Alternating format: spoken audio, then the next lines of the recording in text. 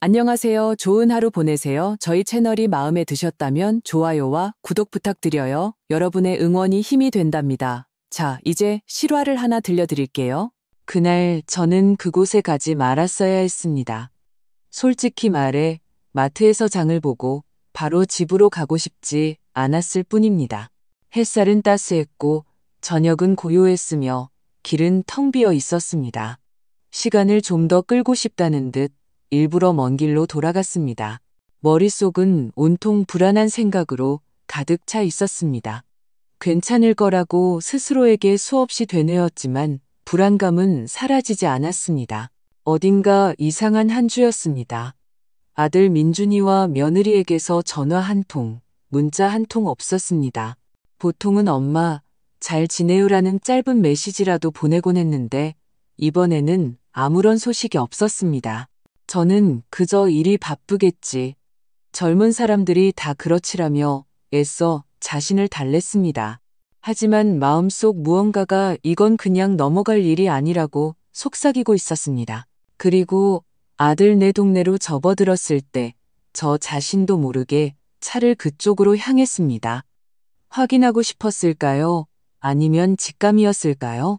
등줄기에 찬물을 끼얹는 듯한 기분이 들었습니다.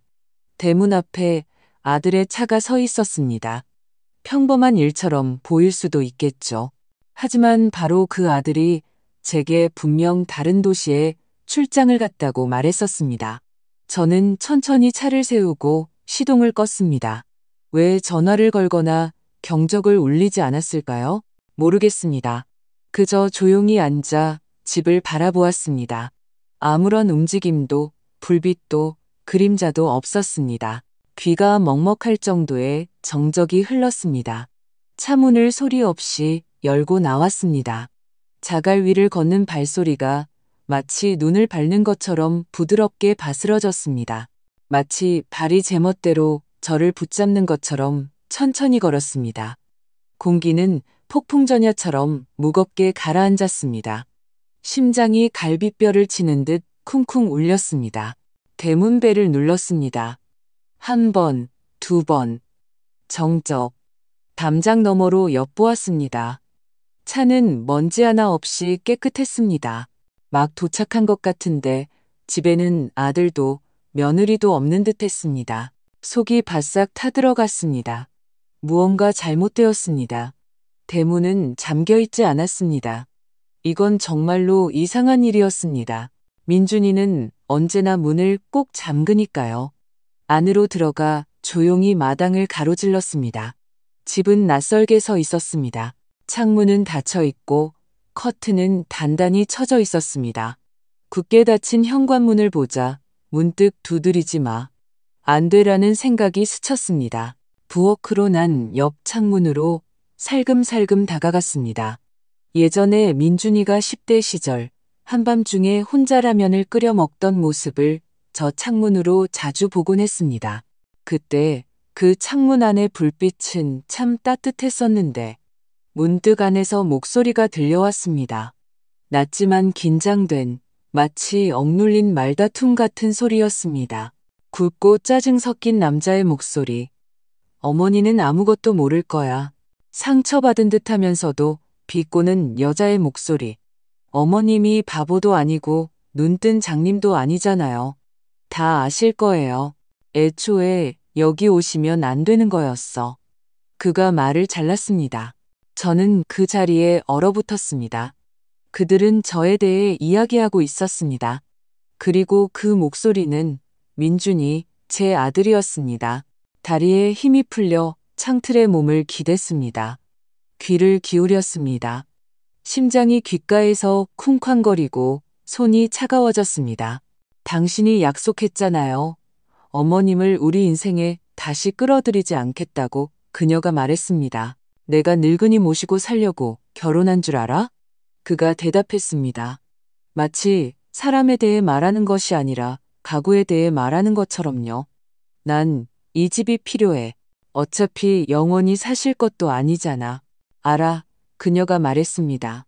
조용히 치워버리자. 저는 숨을 멈췄습니다. 손가락이 떨렸지만 저는 마지막까지 서서 듣고 있었습니다. 이것은 단순한 뒷담화가 아니었습니다. 계획이었습니다. 그들은 저를 집에서 쫓아낼 방법을 의논하고 있었습니다. 제 집에서 돌아가신 남편과 제가 모든 것을 아껴가며 수년간 지은 우리의 힘과 돈과 영혼을 모두 쏟아부은 바로 그 집에서 저는 뒤로 물러섰습니다. 무언가를 건드렸는지 소리가 났습니다. 집안이 순간 조용해졌습니다. 그리고 그녀의 목소리가 들렸습니다. 방금 소리 들었어? 의자가 삐걱거리는 소리. 그가 일어섰습니다. 저는 마당을 가로질러 대문으로 뛰었습니다. 심장이 미친 듯이 뛰고 눈이 따가웠습니다. 차에 도착해 문을 쾅 닫았습니다. 그때 창문에서 움직임이 보였습니다. 커튼이 살짝 젖혀졌습니다. 그녀가 보고 있었습니다. 제가 떠나는 것을. 저는 멈추지 않았습니다. 시동을 걸고 차를 몰았습니다. 열병을 앓은 것처럼 손이 떨렸습니다. 집으로 오는 내내 안개 속을 헤매는 기분이었습니다. 눈물도 말도 나오지 않았습니다. 오직 머릿속에는 한마디만 맴돌았습니다. 영원히 사실 것도 아니잖아. 치워버리자. 난 이 집이 필요해. 그날 밤 잠을 이루지 못했습니다. 천장을 바라보며 시계 초침 소리를 들었습니다. 그들의 말을 머릿속에서 몇 번이고 되감았습니다. 새벽 2시쯤 일어나 협탁 위에 놓인 민준이 결혼식 사진 액자를 집었습니다.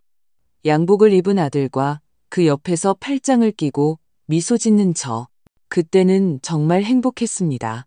자랑스러움에 가슴이 벅찼습니다. 그리고 그의 아내, 며느리는 그때 저를 얼마나 다정하게 안아주었던가요? 진심인 것처럼. 그런데 이제 와서 치워버리자라니. 늙은이. 내가 그러려고 결혼한 줄 알아? 모든 말이 손톱 밑을 찌르는 가시 같았습니다. 동틀녘. 저는 깨달았습니다. 행동해야 한다. 그들이 얼마나 깊이 개입했는지 알아내야 한다. 그리고 조용히 해야 한다. 저는 그들을 시험해보기로 했습니다. 거짓말을 시험하기로요. 아침 9시 30분 민준이에게 메시지를 보냈습니다. 아들, 안녕. 어제 근처에 갔었는데 들릴까 하다가 너희가 있을지 몰라서 그냥 왔어. 잘 지내고 있기를 바란다. 최대한 중립적인 메시지였습니다. 여지를 남겨두고 5분 뒤 답장이 왔습니다. 엄마, 죄송해요. 어제는 하루 종일 정신없이 바빴어요. 늦게야 들어왔네요. 다시 출장 간다고 말씀드렸어야 했는데 죄송해요. 엄마, 하루 종일 바빴다고? 나는 분명 집에서 너를 봤는데 네가 아내와 내 집을 어떻게 빼앗을지 의논하는 걸 들었는데 그런데 이제 와서 내 눈을 보고 거짓말을 해? 저는 침착하게 답했습니다. 괜찮아. 다음에 보지 뭐. 그리고 휴대폰을 내려놓았습니다. 창가에 앉았습니다. 오랫동안 그냥 앉아 있었습니다. 이것이 실수이기를, 모든 것을 이해하고 용서할 수 있기를, 아들이 그저 약해서 아내에게 휘둘린 것이기를, 그가 원래 그런 아이가 아니기를 믿고 싶었습니다. 하지만 마음속 모든 것이 말하고 있었습니다. 이건 실수가 아니야. 이건 준비고 계산이야. 그들이 이미 나를 쫓아낼 방법을 이야기하고 있다면 더 이상 지체할 수 없어. 저는 수첩을 꺼내 부엌 식탁에 앉아 제가 들은 모든 것을 적기 시작했습니다. 모든 단어, 억양, 창문에서 본 그녀의 얼굴까지 혹시 모를 경우를 대비해 기억을 기록해둘 필요가 있었습니다. 그리고 저는 전화를 걸었습니다. 민준이가 아니라 박진우 변호사님께. 남편의 오랜 친구이자 우리가 집을 등기하고 유언장을 작성할 때 믿고 맡겼던 분이었습니다. 김선영 여사님? 그가 놀란 듯 말했습니다. 목소리는 몇 년 전과 똑같았습니다. 오랜만입니다. 무슨 일 있으십니까? 네, 일이 생겼어요. 제가 조용히 대답했습니다. 제 아들과 며느리가 제 집을 빼앗으려는 것 같아요. 그는 잠시 침묵했습니다. 그러고는 짧게 말했습니다. 사무실로 오시겠습니까? 지금 가고 있습니다. 제가 대답했습니다. 10분 안에 도착할 겁니다. 제가 접수실에 들어섰을 때 박 변호사님은 이미 사무실에서 나와 저를 향해 손짓하고 있었습니다. 이쪽으로 오시죠. 여사님. 그의 목소리는 언제나처럼 차분했지만 눈에는 걱정이 스쳤습니다. 앉으시죠. 말씀해 보세요. 저는 자리에 앉아 가방을 무릎 위에 올려놓았습니다. 한동안 말없이 생각에 잠겨 있었습니다. 그는 재촉하지 않았습니다. 어제 민준이네 집에 갔었습니다. 제가 입을 열었습니다. 일부러 간 건 아니고 그냥 지나가는 길이었어요. 그런데 대문 앞에 아들 차가 세워져 있더군요. 분명 출장 갔다고 했는데 말이죠. 그래서 뭔가에 이끌린 듯 다가가서 대화를 들었습니다. 아들과 며느리의 대화를요. 저를 어떻게 처리할지 의논하고 있었습니다. 이 집에서요. 박 변호사님은 말을 끊지 않고 그저 듣고 있습니다 라는 듯 고개를 끄덕였습니다. 그들은 제가 늙었고 집이 자기들에게 필요하고 제가 오래 살지 못할 거라고 자기들 방식대로 조용히 저를 처리할 거라고 했습니다. 제 귀로 똑똑히 들었습니다. 그리고 오늘 아침에는 집에 없었다고 제게 거짓말까지 했습니다. 이건 단순한 다툼이 아니라는 걸 깨달았어요. 이건 다른 무언가입니다. 명백한 배신이에요. 제가 그를 바라보았습니다. 그는 손을 깍지 낀 채 조용히 앉아 있었습니다. 얼굴은 집중한 표정이었습니다. 사실 말이죠. 그가 마침내 입을 열었습니다. 저는 항상 사장님 돌아가신 후에 민준 군이 어딘가 멀어졌다고 다른 사람처럼 변했다고 생각했습니다. 아내의 영향인지 스스로 변한 것인지는 모르겠지만 솔직히 이 지경까지 올 줄은 몰랐습니다. 저는 고개를 끄덕였습니다. 저도 생각지 못했습니다. 끔찍한 악몽에서조차도요. 그는 아래 서랍에서 서류철을 꺼내 열었습니다. 서류를 한번 보시죠. 유언장, 위임장, 소유권 증서. 저희가 그때 모든 것을 철저하게 준비해 두었죠. 우리는 서류를 항목별로 꼼꼼히 검토했습니다. 집은 온전히 제 명의였습니다. 유언장은 명확한 문구로 작성되어 있었습니다. 모든 것이 보호되어 있었습니다. 언뜻 보기에는 그들에게는 기회가 없어 보였습니다. 하지만 박 변호사님은 고개를 들고 차분하게 말했습니다. 법적으로는 보호받으십니다. 하지만 그들이 마음만 먹으면 심리적으로 압박하고 겁주고 조종하고 서류를 조작하려 들 수 있습니다. 심지어 여사님을 성년후견 제도를 악용해 의사결정 능력이 없는 사람으로 만들려고 시도할 수도 있습니다.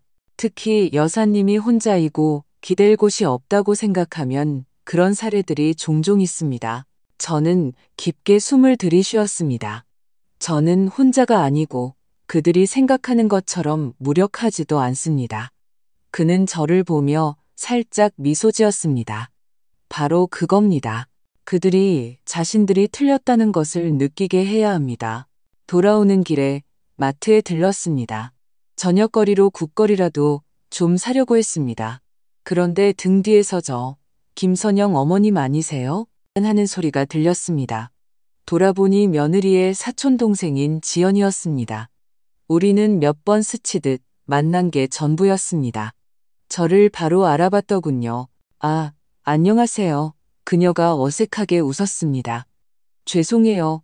이런 말씀드리면 안 될지도 모르지만 제가 뭘 좀 봤는데 계속 마음에 걸려서요. 저는 눈을 가늘게 떴습니다. 뭘 말인가요? 그녀는 목소리를 낮추고 주위를 둘러보았습니다. 며칠 전에 언니네 집에 갔다가 우연히 봤어요. 두 사람이 뭔가 심각하게 의논하고 있었어요. 민준이 오빠는 서류 뭉치를 들고 잔뜩 화가 나 있었고 언니는 계속 조금만 기다려. 늙으면 다 잊어버려. 참아라고 말하고 있었어요. 그때는 무슨 말인지 몰랐는데 지금 어머님을 뵈니 저는 그 자리에 얼어붙었습니다. 온몸에 전기가 흐르는 것 같았습니다. 그들은 이미 제 서류에 손을 대고 문서를 뒤지고 허점을 찾고 있었습니다. 제가 잊어버릴 것이라고 속삭이면서요.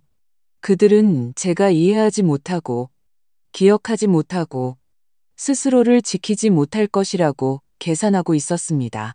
저는 떨리는 목소리로 지연에게 고맙다고 말했습니다. 빵 한 봉지만 사고 더는 아무것도 살 수 없었습니다. 속이 역겨움으로 울렁거렸습니다. 집으로 돌아와 거실 한가운데에 섰습니다. 정들고 사랑하는 집이 갑자기 취약하게 느껴졌습니다. 마치 벽이 엇듣고 공기마저 낯설게 느껴지는 듯 했습니다. 저는 깊이 숨을 들이쉬었습니다. 그들은 이 집을 원한다. 그들은 나를 치워버리길 원한다. 그리고 나는 그들에게 내가 누구인지 똑똑히 보여줄 것이다. 다음 날 아침 저는 더 이상 지체하지 않기로 했습니다. 그들의 집으로 향했습니다. 대문 앞에서 멈추지 않았습니다. 현관문으로 다가가 한 번, 두 번, 세 번 강하게 문을 두드렸습니다. 문이 활짝 열렸습니다. 당황한 표정의 민준이가 서 있었습니다. 엄마? 얘기 좀 하자. 미소 없이 차분하게 말했습니다. 그는 머뭇거리며 어깨 너머를 쳐다보았습니다. 막 나가려던 참인데 오래 안 걸릴 거야.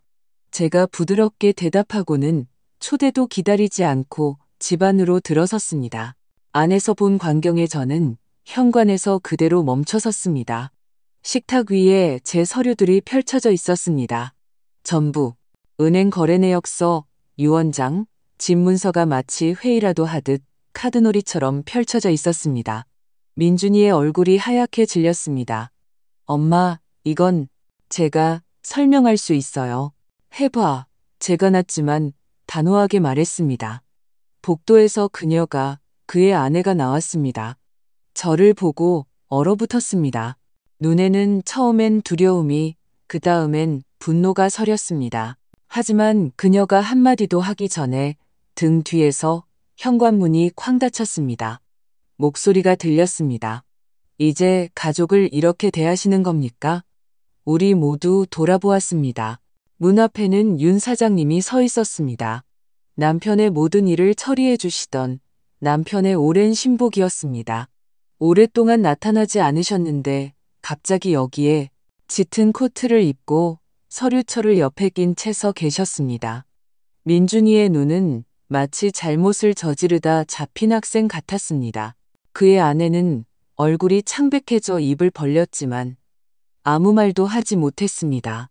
윤 사장님은 안으로 들어와 훔쳐온 서류들 위에 차분하고 침착하게 서류철을 올려놓고는 우리를 향해 돌아섰습니다. 갑작스럽게 찾아와 죄송합니다만 알고 보니 이 일은 여러분이 생각하는 것보다 훨씬 더 저와 관련이 깊더군요. 집안에는 시계 초침 소리가 들릴 정도의 정적이 흘렀습니다. 모두가 그를, 윤 사장님을 쳐다보았습니다. 그는 키가 크고 차분한 모습으로 마치 이곳에 오게 될 줄 미리 알았다는 듯이 서 있었습니다. 민준이가 먼저 침묵을 깼습니다. 여기서 뭘 하시는 겁니까? 윤 사장님은 시선을 제게로 옮겼습니다. 어머님께서 전화를 주셨습니다. 제가 직접 와서 당신들이 여기서 무슨 짓을 하고 있는지 두 눈으로 확인해달라고 부탁하셨죠. 저는 고개를 끄덕였습니다. 네, 제가 불렀어요.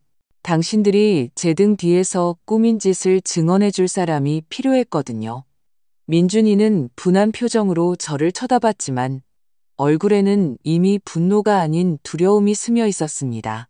그는 일이 집안 문제 이상으로 번졌다는 것을 깨달았습니다. 우린 아무것도 위반하지 않았어요. 그가 중얼거렸습니다. 어머니 서류잖아요. 우리 엄마라고요. 이게 범죄인가요? 윤 사장님은 눈썹을 치켜 올렸습니다. 당신들에게 그럴 권리가 있다고 확신합니까? 당신들은 접근 권한이 없는 서류를 열어봤습니다. 이건 이미 단순한 대화가 아니라 개인정보 침해입니다. 그리고 당신들 둘 다 그걸 알고 있죠. 며느리는 턱을 치켜들고 팔짱을 꼈습니다. 우린 가족이잖아요. 어머님이 늙으셨으니 우리가 앞날을 생각해야죠. 어차피 이 집에서 평생 사실 것도 아니고요. 그는 바로 대답하지 않았습니다.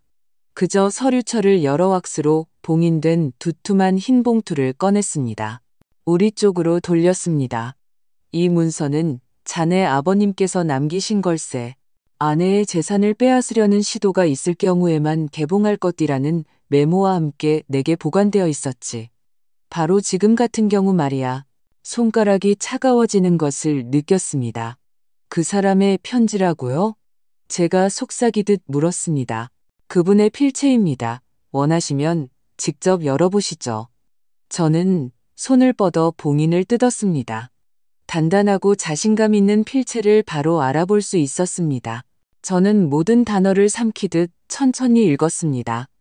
여보, 당신이 이걸 읽고 있다면 결국 내 예상이 맞았다는 뜻이구려. 미안하오.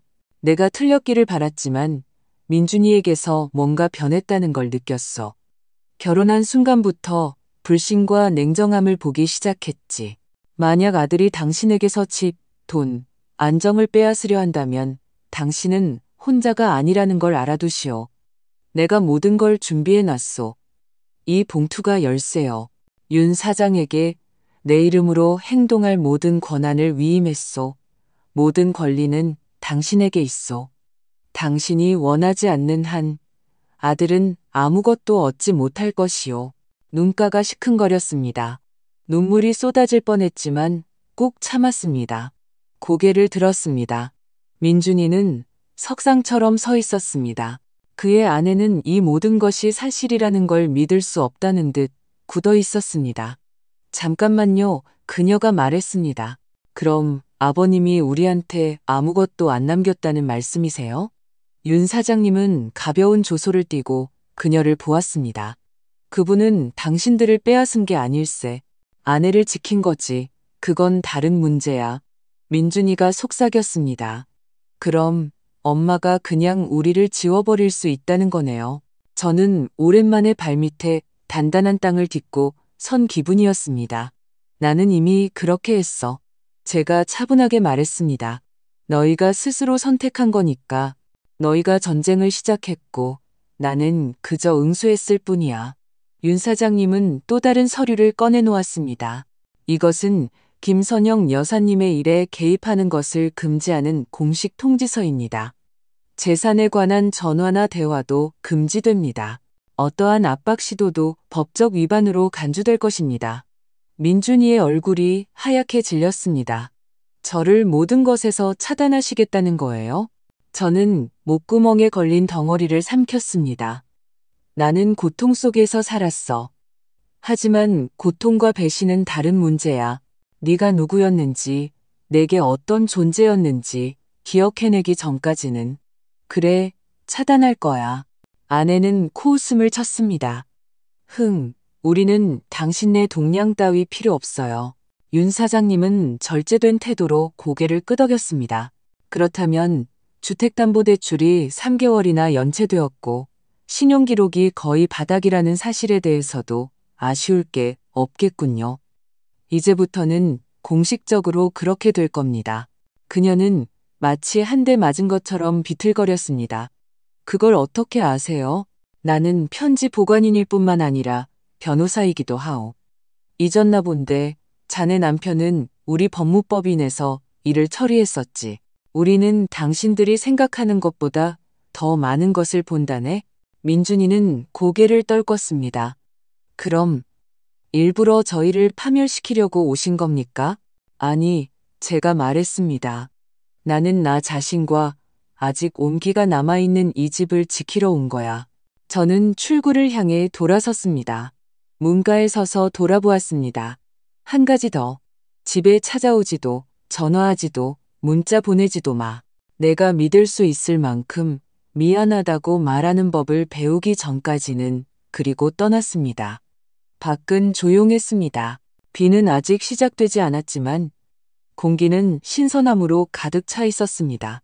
대문을 나서 차에 앉았습니다. 문득 오랜만에 처음으로 고통도 분노도 원망도 느껴지지 않았습니다. 오직 단단함과 평온함만이 남았습니다.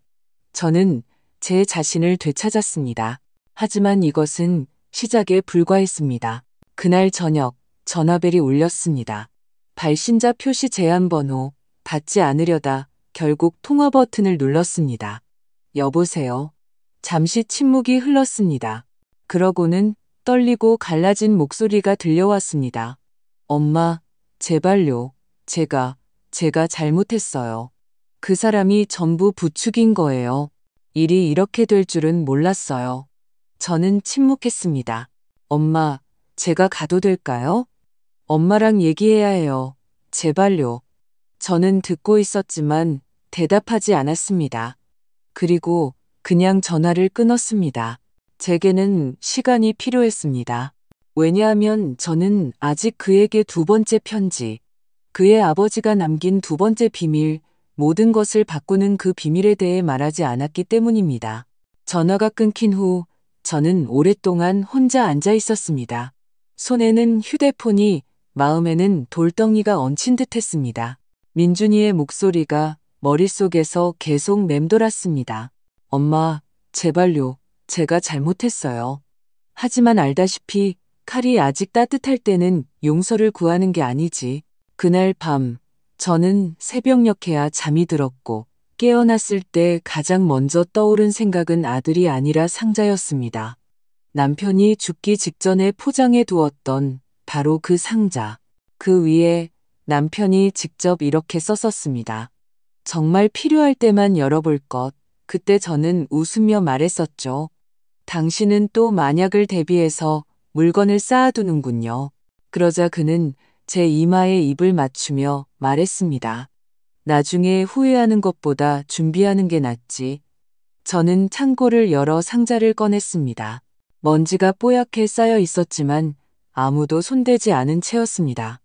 안에는 우리가 72년도에 휴양지에서 찍은 낡은 사진 한 장이 있었습니다. 젊고 즐거워 보이는 우리.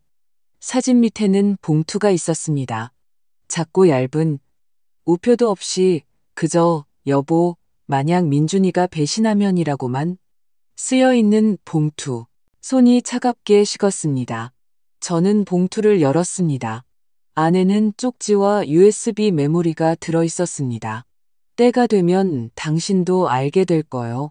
그냥 이걸 꽂고 진실이 드러나게 하시오. 저는 작고 회색빛의 USB를 보았습니다. 손바닥 위에 놓인 작은 금속 조각이었지만 그 무게는 엄청났습니다. 남편은 절대 아무 의미 없이 행동하는 사람이 아니었습니다. 그는 앞을 내다봤습니다. 그리고 이걸 남겼다는 것은 그가 알고 있었다는 뜻이었습니다. 다음 날 아침, 저는 박 변호사님 사무실로 향했습니다. 전화도 예약도 없이 그냥 가서 복도에 앉아 있었습니다. 그가 저를 보고는 바로 사무실로 불렀습니다. 무슨 일 있으십니까? 저는 말없이 USB를 책상 위에 올려놓았습니다. 남편이 남긴 거예요. 민준이가. 그런 일이 생기면 이걸 켜보라고 했어요. 박 변호사님은 USB를 집어들어 유심히 살펴보았습니다. 그분이 제게 이것에 대해 말씀하신 적은 있지만 안에 뭐가 들었는지는 절대 알려주지 않으셨습니다. 같이 보시죠. 그는 USB를 노트북에 연결했습니다. 안에는 단 하나의 파일이 있었습니다. 영상 파일. 우리는 재생 버튼을 눌렀습니다. 화면에는 그가, 제 남편이 나타났습니다. 제가 마지막으로 기억하던 모습 그대로. 나이가 들었지만 단단하고 맑은 눈빛, 차분한 목소리. 당신이 이걸 보고 있다면 내 예상이 맞았다는 뜻이겠지. 이런 말을 하기 힘들지만 더 이상 눈 감고 있을 수가 없네. 민준이가 변했어. 우리에게 물건을 숨기기 시작했고 행동도 달라졌지. 걔 아내는 항상 지켜보고 엿듣고 속삭여. 나는 그녀가 당신 건강에 대해 마치 당신이 약이라도 먹는 것처럼 말하는 걸 들었어. 하지만 당신은 아무것도 먹지 않잖아. 나는 그들이 나중에 당신이 제정신이 아니어서 집을 처분할 수 없다고 말하기 위해 밑밥을 깔고 있다는 걸 깨달았지. 목이 메어왔습니다. 나는 기록하기 시작했어. 모든 것을. 서류, 오디오 파일, 스캔본, 언젠가 그들이 당신에게서 당신의 권리를 빼앗으려고 마음먹을 때 도움이 될 모든 것을. 그들은 당신이 약하다고 생각하겠지만 사실 당신은 우리 모두보다 강해. 아직 그걸 깨닫지 못했을 뿐이지. 카메라가 살짝 흔들렸다가 그가 다시 렌즈를 응시했습니다. 여보, 당신은 평생 가족을 위해 살았어. 마지막 한 올까지 자신을 내어줬지. 하지만 그들이 배신하는 날이 온다면 당신은 용서할 의무가 없어. 그냥 이걸 가지고 떠나. 증명하려 하지도 복수하려 하지도 마. 그냥 당신 것을 가지고 당신 자신을 위해 살아. 영상이 끝나고 화면은 검게 변했습니다. 사무실에는 정적이 흘렀습니다. 저는 손을 꼭 쥔 채 앉아 있었습니다. 오랫동안 말을 하지 못했습니다. 박 변호사님이 한숨을 쉬었습니다. 그분은 모든 걸 예상하셨군요. 저도 이 정도로 깊을 줄은 몰랐습니다. 그는 USB에서 문서 목록을 인쇄했습니다. 제가 그것을 보았을 때 저는 거의 쓰러질 뻔했습니다. 거기에는 제가 알지도 못했던 자산 목록이 줄줄이 적혀 있었습니다. 계좌, 계약서, 부동산 서류, 그리고 모든 것을 바꾸는 중요한 항목 하나가 있었습니다. 양평의 호숫가에 있는 집. 그의 명의로 구입되었지만 만약 현재 사는 집에 위협이 생길 경우 그의 사후 즉시 제게 상속되도록 되어 있었습니다. 저는 고개를 들었습니다. 그가 저를 위해 집을 사두었다고요. 네, 비밀로요. 만약의 경우 여사님께서 떠나서 새로 시작하실 수 있도록요. 두려움 없이, 스캔들 없이. 그제야 저는 깨달았습니다. 그는 마지막까지, 심지어 자신이 떠나가는 순간에도 저를 지키고 있었습니다. 그날 저녁 저는 집으로 돌아와 짐을 싸기 시작했습니다. 모든 것이 아니라 진정으로 제 것인 것들만. 사진 앨범, 그의 군번줄, 어머니께 물려받은 찻잔 세트, 나머지는 그냥 두기로 했습니다. 그들이 옷장 속에서, 서랍 속에서 찾게 내버려 두자. 그들이 다투게 내버려 두자. 제게는 더 이상 아무것도 필요 없었습니다. 저는 집을 신탁으로 전환하는 절차를 밟았습니다. 서류상으로 다음날 저녁까지 집은 공식적으로 제 소유가 아니게 되고 민준이가 접근할 수도 앞으로도 접근할 수 없는 신탁관리로 넘어갔습니다. 영원히. 그리고 아침에 저는 마지막으로 한 가지 일을 했습니다. 그들에게 민준이네 집으로 갔습니다. 문을 두드리지 않고 그냥 현관 앞에 상자를 놓고 벨을 누른 뒤 떠났습니다. 상자 안에는 집을 신탁으로 넘긴 서류 뭉치와 그 영상이 담긴 디스크, 그리고 짧은 메모가 들어 있었습니다. 이것이 배신의 대가다. 제가 차에 오를 때 문이 열렸습니다. 그가 상자를 들고 나왔습니다. 우리의 시선이 마주쳤습니다. 분노도 비명도 없이 오직 꿰뚫는 듯한 무거운 침묵만이 흘렀습니다. 저는 돌아보지 않고 떠났습니다. 저녁 무렵 모든 것이 끝났습니다. 집은 공식적으로 이전되었습니다. 어떤 등기부등본에도 제 이름으로 기재되어 있지 않았습니다. 민준이는 더 이상 아무것도 이의를 제기할 수 없었습니다. 그리고 몇 시간 후 저는 새로운 곳에 있었습니다. 호숫가에 있는 집, 바로 그 따뜻하고 밝고 조용한 집. 제가 문을 열었을 때 마치 남편의 목소리가 들리는 듯 했습니다. 집에 온 걸 환영해, 여보. 그리고 저는 오랜 세월 만에 처음으로 믿었습니다. 그래, 나는 집에 왔다. 제가 떠나온 지 일주일이 지났습니다. 제 새 집은 물가 바로 옆에 서 있었습니다.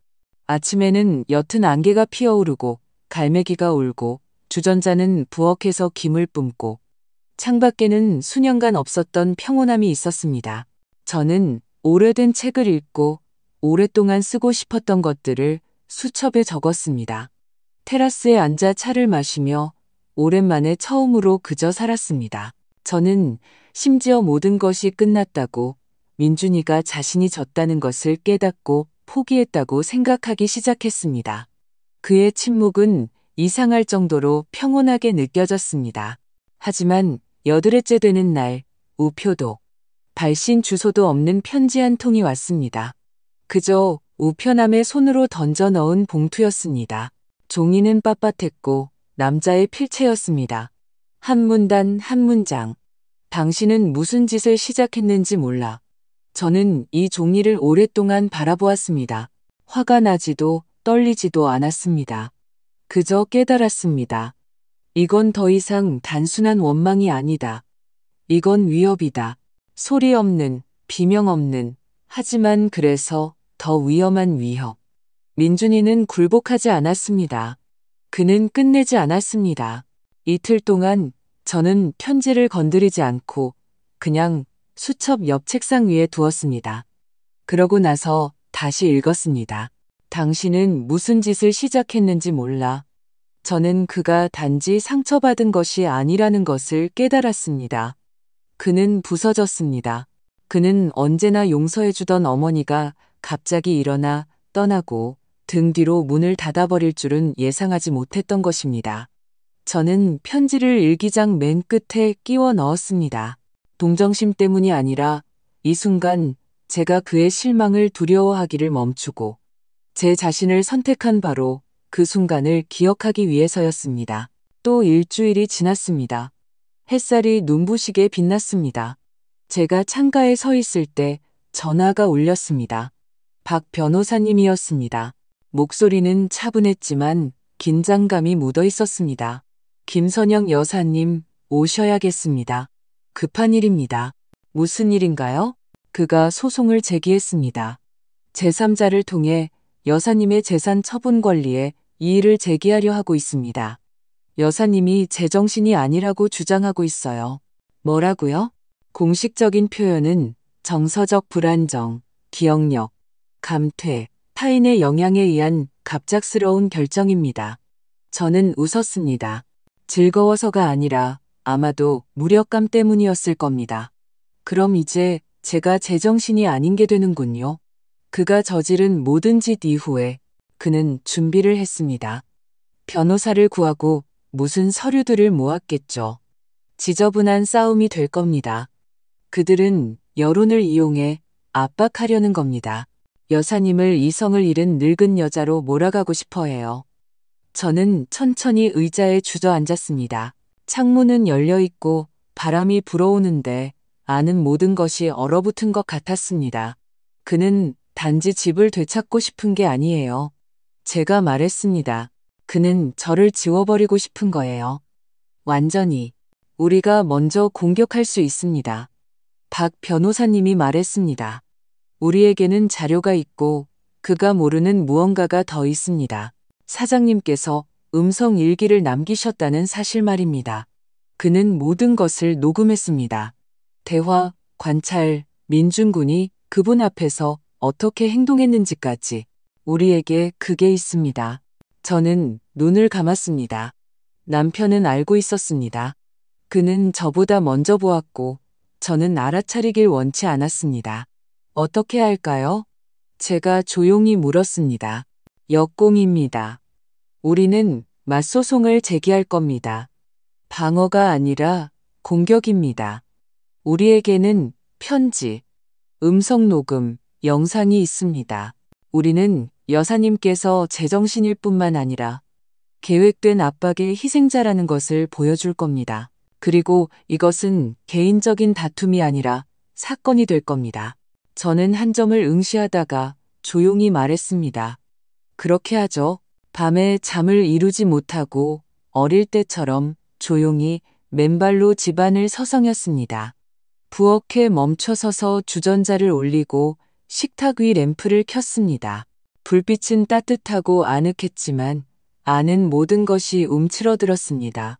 민준이가 어렸을 때 제가 손가락을 베이면 울던 모습, 삐뚤빼뚤한 글씨로 엄마 최고라고 쪽지를 써주던 모습이 떠올랐습니다. 어둠을 무서워해서 제게 파고들어 잠들던 모습, 그 모든 것이 어디로 사라졌을까요? 그러다 결혼식 날 그의 눈이 떠올랐습니다. 차갑고 거리를 두는 마치 그때 이미 편을 정한 것 같은 눈, 그리고 그가 선택한 것은 제가 아니었습니다. 저는 노트북을 들고 파일 폴더를 열어 첫 번째 녹음을 켰습니다. 오늘 민준이가 또 왔다. 유언장에 대해 슬쩍 물었다. 아내는 듣지 못했다. 그는 부드럽게 말했지만 아들처럼 듣는 게 아니라 변호사처럼 들었다. 그가 무슨 꿍꿍이인지는 모르겠지만 좋지 않은 일이 생길 것 같은 예감이 든다. 다음 녹음. 점심 식사 때 민준이 아내가 기억력 때문에 뭘 먹느냐고 물었다. 농담처럼 말했지만 아내는 아무것도 먹지 않는다. 내 생각에 그들은 어떤 명분을 쌓고 있는 것 같다. 서류를 숨겨야겠다. 저는 녹음을 끄고 말없이 앉아 있었습니다. 이 모든 세월 동안 그들은 속삭이고 연기했고 저는 보지 못했습니다. 보려 하지 않았습니다. 다음 날 아침, 저는 짙은 남색 바지에 흰 블라우스를 입고 머리를 단정하게 빗고 파우더를 살짝 발랐습니다. 차분하고 단순하게 있는 그대로의 저처럼. 나이는 들었지만 정신은 멀쩡한 여자. 나이가 아니라 성격으로 강하고 온전한 여자. 박 변호사님 사무실에서 저는 공증된 서류, 상속위원회에 보낼 편지, 모든 자료가 깔끔하게 서명된 서류처를 받았습니다. 우리는 준비됐습니다. 내일 소송을 제기할 겁니다. 그가 말했습니다. 하지만 더 나아가고 싶으시다면 원해요. 제 목소리는 단호했습니다. 그렇다면 이건 공개 재판이 될 겁니다. 심리, 증인, 언론 보도까지 상관없어요. 제가 말했습니다. 저는 장례식도, 배신도, 암 투병도 겪었어요. 그런 걸로 저를 무너뜨릴 수는 없을 거예요. 그는 고개를 끄덕였습니다. 그렇다면 법정에서 뵙겠습니다. 그리고 여사님은 혼자가 아닙니다. 점심때쯤 뉴스가 언론에 새어 나갔습니다. 누군가 존경받는 미망인의 아들이 그녀의 의사결정 능력에 의문을 제기하며 소송을 제기했다는 정보를 흘렸습니다. 기자들에게서 전화가 왔습니다. 저는 받지 않았습니다. 오직 한 통, 옛 친구인 정숙에게서 온 전화만 받았습니다. 우리는 한때 유모차를 함께 끌고 다니던 사이였습니다. 선영아, 사실이 아니라고 말해줘. 정수가. 제가 한숨을 쉬었습니다. 상황은 더 나빠. 우리는 저녁에 강가 카페에서 만나 창가에 앉았습니다. 저는 그녀에게 모든 것을 이야기했습니다. 창문 너머로 들었던 대화, 서류, 영상, 모든 것을 그녀는 말없이 듣고 있었습니다. 마지막에 제 손을 꼭 잡았습니다. 네가 그 애한테 모든 걸 줬는데 그 애는 이렇게 나오는구나. 그녀의 눈에는 눈물이 고여 있었습니다. 응, 제가 고개를 끄덕였습니다. 하지만 이제는 뺏기지 않을 거야. 집도, 기억도, 나 자신도. 그녀가 고개를 끄덕였습니다. 그래야지, 너는 혼자가 아니야. 집에 돌아왔을 때 문 밑 바닥에 종이 한 장이 놓여 있었습니다. 봉투도 서명도 없이 한 문장. 나도 아는 게 많다는 걸 잊지 마. 저는 이 종이를 손에 들고 서서 그가 전쟁을 시작했다는 것을 깨달았습니다. 집을 위해서가 아니라 권력, 통제, 제게 이래라 저래라 할 권리를 위해서.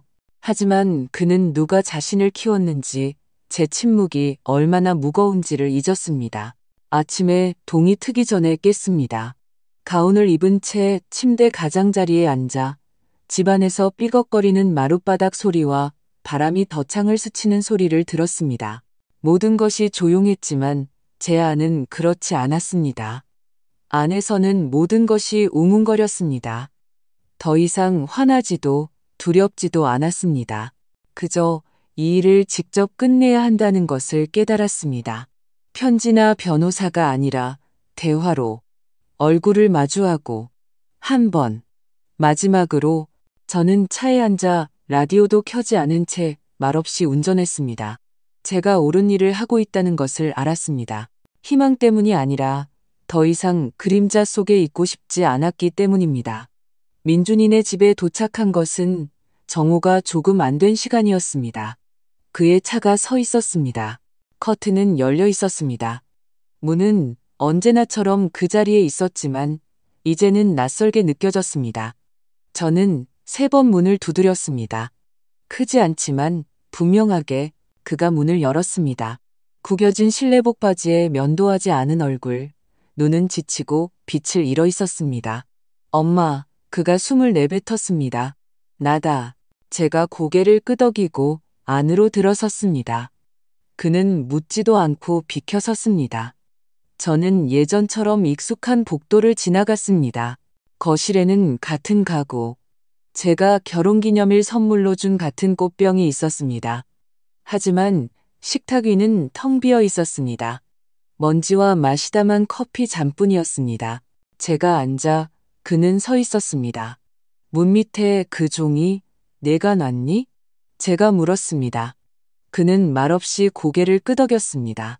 그걸로 뭘 말하고 싶었던 거니? 엄마도 성녀는 아니라는 거. 그가 조용히 대답했습니다. 누구에게나 숨기고 싶은 비밀은 있다는 거, 엄마한테도. 저는 그를 바라보았습니다. 그는 어른 남자가 아니라 길을 잃고 어찌할 바를 모르는 상처 입은 소년처럼 보였습니다. 네가 그 집이랑 계좌에 대해 알아냈다는 거 알아? 제가 말했습니다. 내가 놀랄 줄 알았니? 그는 어깨를 으쓱했습니다. 난 그저 나도 뭔가 의미 있는 존재라는 걸, 이 모든 게 헛되지 않았다는 걸, 내가 지워지지 않았다는 걸 느끼고 싶었을 뿐이야. 그걸 어떻게 상상했니? 제 목소리는 거의 속삭임처럼 조용했습니다. 내 서류를 훔치고 나를 어떻게 처리할지 의논하고 내 눈을 보고 거짓말하는 거. 그걸 의미 있는 존재가 되는 거라고 부르니? 그는 고개를 떨궜습니다. 처음엔 몰랐어요. 그 사람이 계속 귓가에 속삭였어요. 엄마도 알잖아요. 계속 비교하고 부추기고. 너는 어른이야, 아니야? 너는 내 아들이고 어디까지가 선인지 알았어. 하지만 너는 그 선을 넘었어. 의식적으로. 그는 침묵했습니다. 저는 일어섰습니다. 창가로 다가가 그날 밤 그들이 저를 의논하는 것을 듣고 서 있던 바로 그 창가에 섰습니다. 밖을 바라보다가 돌아섰습니다. 뭘 원하니, 민준아? 그는 씁쓸하게 코웃음을 쳤습니다. 이기고 싶었어요. 동정받는 아들이 아니라 성공한 아들이 되고 싶었어요. 대신 부끄러운 아들이 되었지. 제가 말했습니다. 너는 성공한 게 아니니까 너는 빼앗으려 했어. 그건 같은 게 아니야. 그는 돌아섰습니다. 그의 어깨가 축 처졌습니다. 마치 풍선에서 바람이 빠지듯 그의 안에 모든 분노가 타버리고 공허함만 남은 것 같았습니다. 내가 온 건 이것 때문이 아니야. 제가 말했습니다. 싸우러 온 게 아니야. 나는 이미 모든 걸 결정했어. 그가 고개를 들었습니다. 무슨 말씀이세요? 저는 식탁으로 다가가 가방에서 편지를 꺼냈습니다. 그의 아버지에게서 온 바로 그 편지. 식탁 위에 올려놓았습니다. 이게 네가 그분에게서 받을 마지막이야. 읽든 말든 하지만 이것만은 알아둬. 이 순간부터 우리는 남이야. 그는 믿을 수 없다는 듯이 그저 바라보며 침묵했습니다. 저는 문으로 향했습니다. 문고리를 잡았을 때 갑자기 그가 말했습니다. 정말 저를 버리시는 거예요? 저는 멈춰 섰습니다. 내가 버리는 건 내가 아니야. 내가 되어버린 그 사람을 버리는 거지. 그리고 눈물도 동정도 없이 그냥 떠났습니다. 제가 호숫가 제 집으로 돌아왔을 때 공기가 다르게 느껴졌습니다. 가볍게. 저는 맨발로 차 한 잔을 들고 베란다로 나와 앉아 물을 바라보았습니다. 그리고 이 모든 시간 동안 처음으로 가슴의 무게도 고통도 없었습니다. 오직 침묵만이, 텅 빈 침묵이 아니라 폭풍이 지나간 후처럼 깊은 침묵. 모든 것이 바람에 휩쓸려가고 진정으로 내 것만 남았을 때의 그런 침묵. 민준이는 더 이상 전화하지 않았습니다. 쓰지도 않았습니다. 하지만 반년 후 엽서 한 장이 왔습니다. 서명도 발신 주소도 없이 한 줄. 읽었습니다. 기억합니다. 저는 답장하지 않았습니다. 그럴 필요가 없었습니다. 해야 할 말은 이미 다 했습니다. 그 만남 후 몇 주가 지났습니다. 저는 모든 것이 끝났다고 생각했습니다. 그가 깨닫고 조용해졌다고. 하지만 아니었습니다. 어느 화창한 아침 차를 끓여 우편함으로 갔습니다. 거기에 편지가 있었습니다. 공식적인 봉투, 법원 직인. 저는 바로 알아차렸습니다. 그에게서 온 것입니다. 또 다른 시도 열었습니다. 현관에 서서 말없이 읽었습니다. 새로운 소송. 제 행동이 비합리적이며 정서적으로 불안정한 상태에서 이루어졌다고 주장하는 내용. 같은 말, 같은 노래. 다만 이번에는 법정을 통해서. 저는 울지도 화내지도 않고 그냥 집으로 들어와 서류를 식탁 위에 놓고 박 변호사님께 전화를 걸었습니다. 시작됐어요. 제가 말했습니다. 기다리고 있었습니다. 그가 차분하게 대답했습니다. 우리는 준비됐습니다. 재판은 빠르게 잡혔습니다. 모든 것이 공식적이었습니다. 출석은 의무였습니다. 재판위원회, 몇 명의 참관인, 건조한 법정, 나무 의자, 종이 냄새와 자판기 커피 냄새. 저는 검은 치마에 흰 셔츠, 머리를 단정히 묶고 똑바로 앉아 있었습니다. 마치 방어하러 온 것이 아니라 저를 지우려 했던 사람들의 얼굴을 보러 온 것처럼. 민준이는 맞은편 책상에 앉아 있었습니다. 창백하고 초조해 보였습니다. 그의 변호사는 젊고 비웃는 듯한 미소를 짓고 있었습니다. 아마 쉬운 싸움이 될 거라고 생각했나 봅니다. 그의 쪽에서 먼저 시작했습니다. 말은 번지르르 했습니다. 어머니에 대한 걱정, 불안, 설명할 수 없는 도피, 외부인의 영향에 대해, 그리고 우리 차례가 되었습니다. 박 변호사님은 압박감 없이 차분하게 일어나 모든 것을 조목조목 펼쳐놓기 시작했습니다. 날짜, 음성녹음, 영상, 서류, 증인 진술, 며느리가 늙었어. 기다려, 잊어버릴 거야 라고 말했던 바로 그 녹음까지. 법정에는 정적이 흘렀습니다. 판사들은 저를 다른 눈으로 보았습니다. 더 이상 공황에 빠진 노파가 아니라 부서뜨리려 했지만 부서지지 않은 여자로. 재판 마지막에 저도 일어섰습니다. 거창함 없이 담담하게.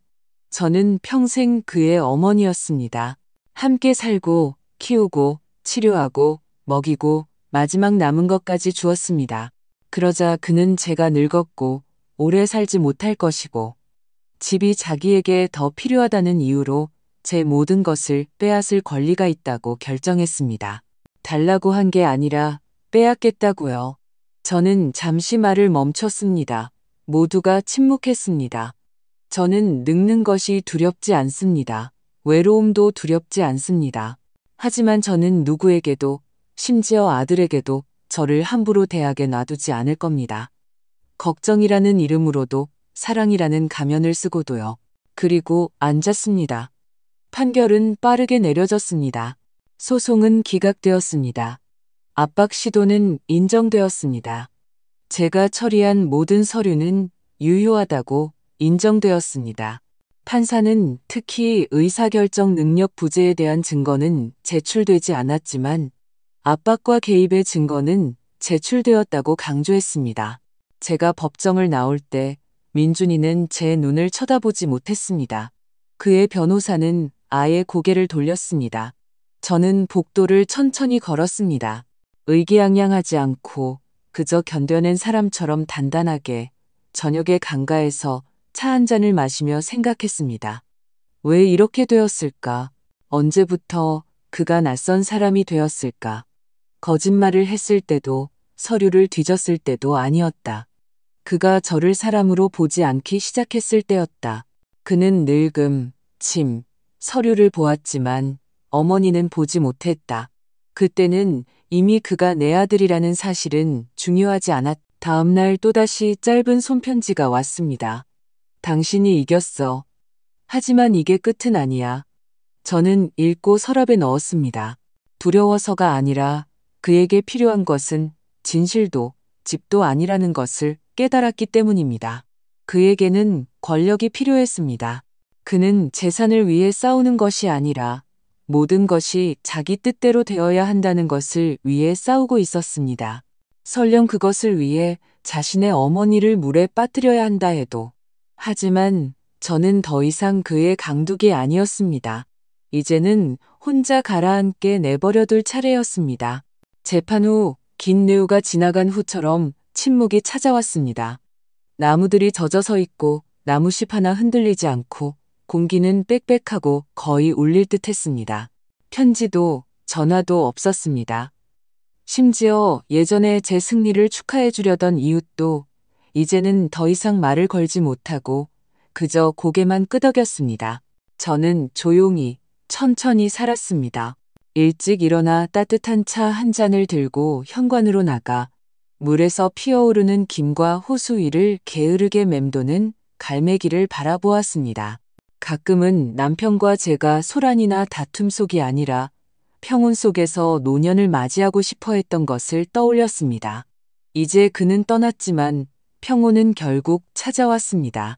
다만 그곳에 이르는 길이 제가 예상했던 것과는 달랐을 뿐입니다. 집에서 더 이상 텔레비전을 켜지 않았습니다.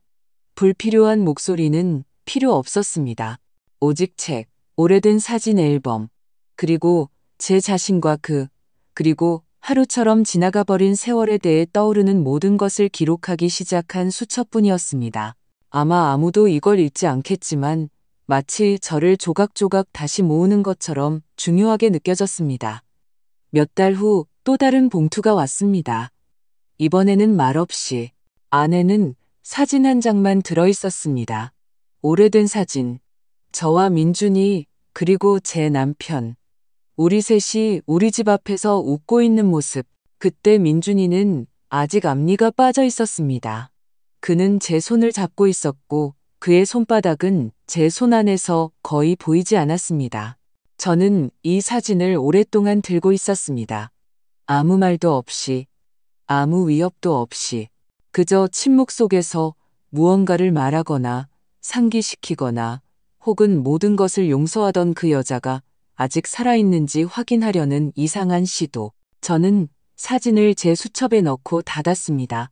아니, 그 여자는 신뢰와 함께, 인내와 함께, 혈연이 가장 중요하다는 믿음과 함께 죽었다. 중요한 것은 행동이다. 그리고 행동은 그가 스스로 선택했다. 가을이 지나고 겨울이 왔습니다. 저는 아프지도 그리워하지도 후회하지도 않았습니다.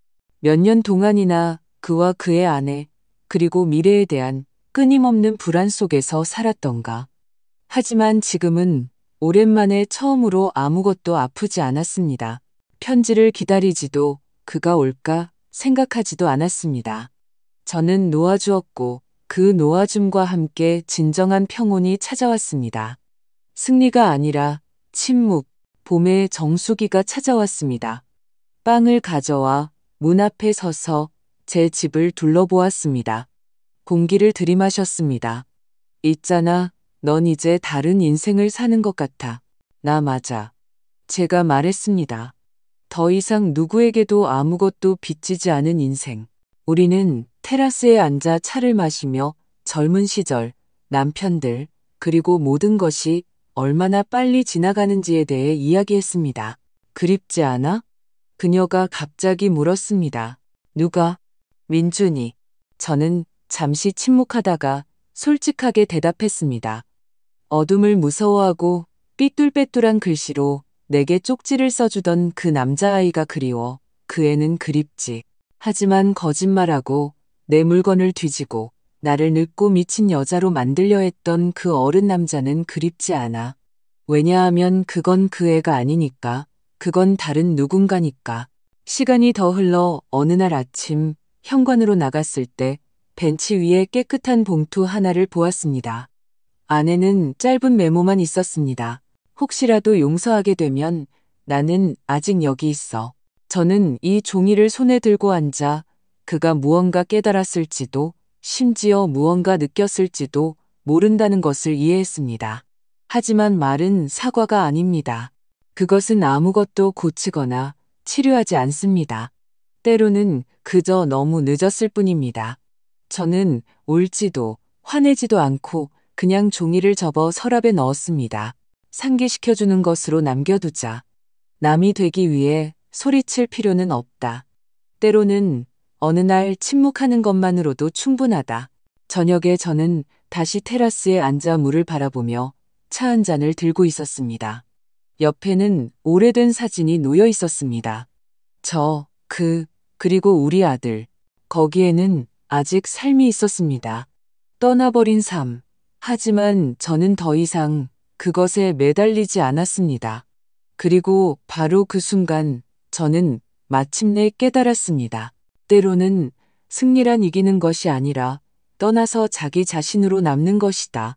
이 이야기를 끝까지 들어주셔서 감사합니다. 정말 감사합니다. 건강하시고 오래오래 행복하게 사세요. 이 이야기가 마음에 와닿으셨다면 좋아요를 누르고 댓글을 남겨주세요. 비슷한 상황을 겪어보신 적이 있으신가요? 여러분이라면 이 상황에서 어떻게 하셨을까요? 마지막까지 함께 해주셔서 감사합니다.